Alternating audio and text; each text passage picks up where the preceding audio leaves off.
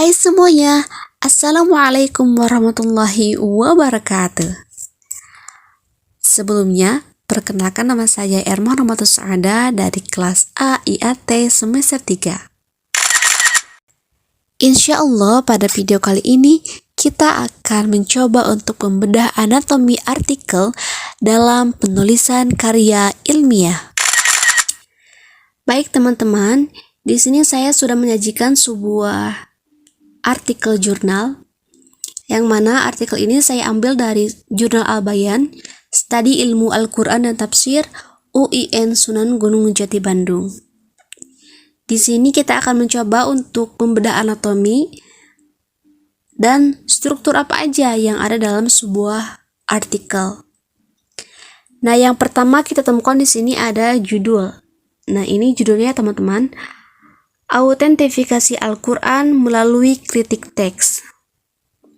Judulnya cukup singkat, padat, dan jelas.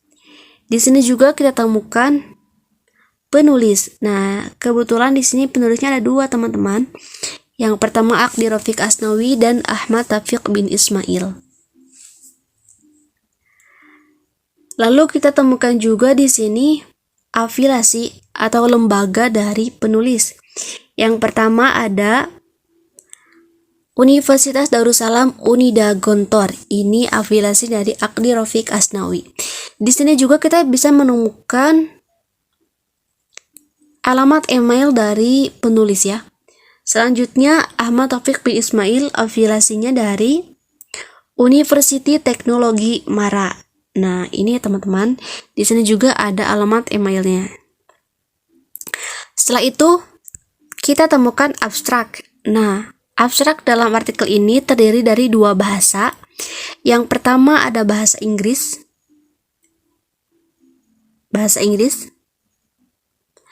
Yang kedua ada dalam bahasa Indonesia. Nah, lalu apa saja struktur yang ada dalam sebuah abstrak? Yang pertama di sini kita temukan latar belakang. Nah, ini ya teman-teman. Sejak lama kajian teks terus dilakukan, seolah ia tidak pernah lekang oleh waktu, terutama terhadap validitas teks Al-Quran.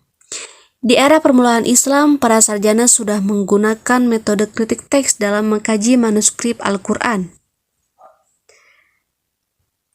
Namun, penerapannya seringkali menuai kritik karena berasal dari studi teks Bible. Padahal kritik teks ini telah dipakai oleh para sahabat Nabi, meski istilah textual criticism atau kritik teks belum muncul pada masa itu. Nah, ini latar belakangnya. Namun, sebetulnya latar belakang dalam sebuah abstrak itu bersifat opsional. Jadi, bisa ada, bisa enggak. Namun, kebetulan dalam artikel ini, latar belakangnya dicantumkan. Setelah latar belakang, apa yang ada dalam sebuah artikel. Nah, yang selanjutnya yaitu tujuan. Nah, di sini tertulis bahwa artikel ini berusaha melacak sejauh mana penerapan kritik teks A'jami yang meneliti 18 manuskrip Al-Quran tertuang dalam karyanya. Nah, di sini kita bisa lihat ya karyanya. Nah, setelah itu metode penelitian. Di sini tertulis metode penelitian yang digunakan adalah metode deskriptif dengan cara menganalisis karya A'jami tersebut. Nah, ini metode penelitiannya. Setelah itu, kita temukan di sini hasil dari penelitian yang dilakukan oleh penulis, yakni, nah ini teman-teman. Nah, hasil penelitian ini menunjukkan bahwa A'jami menerapkan beberapa prinsip kritik teks seperti pencarian teks, kesalahan teks, analisa perbandingan manuskrip, dan perbedaan tulisan Al-Quran dari masa ke masa. Namun A'jami tidak mengajukan perbaikan teks atau menerbitkan edisi kritik Al-Quran sebagaimana efek penerapan kritik teks pada Bible. Keunikan kajian A'jami terletak pada visualisasi proses kritik teks. Nah, ini hasil dari penelitian yang dilakukan oleh penulis. Selanjutnya ada kesimpulan. Artikel ini juga menyimpulkan bahwa penelitian mengenai manuskrip Al-Quran menggunakan prinsip-prinsip kritik teks dapat membuktikan keaslian Al-Quran. Selanjutnya kita temukan di sini kata kunci.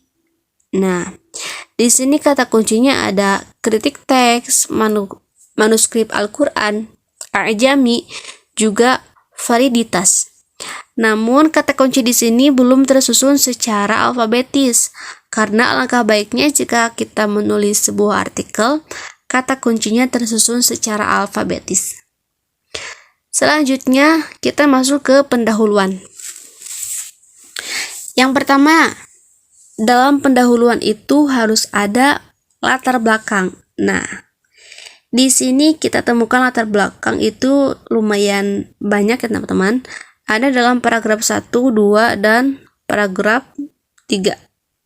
Nah, 3 paragraf ini mencakup latar belakang dari penelitian ini ya, latar belakangnya.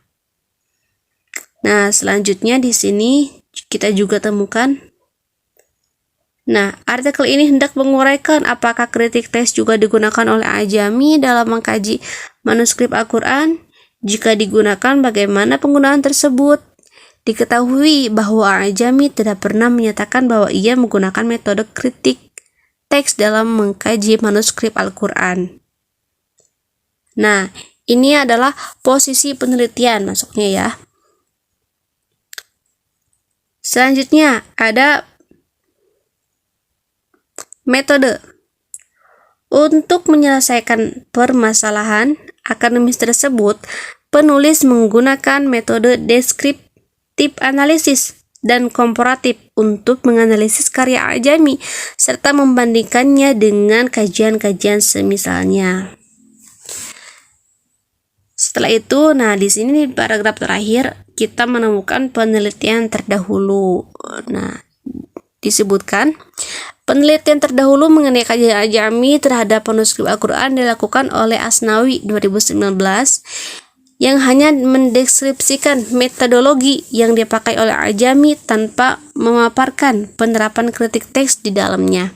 Sedangkan penggunaan kritik teks dalam studi manuskrip Al-Quran telah dijelaskan oleh Asnawi 2020, Small 2011, Armas dan Hidayat 2006, dan Bellamy 2006, namun mereka belum membahas penerapannya dalam kajian A'jami.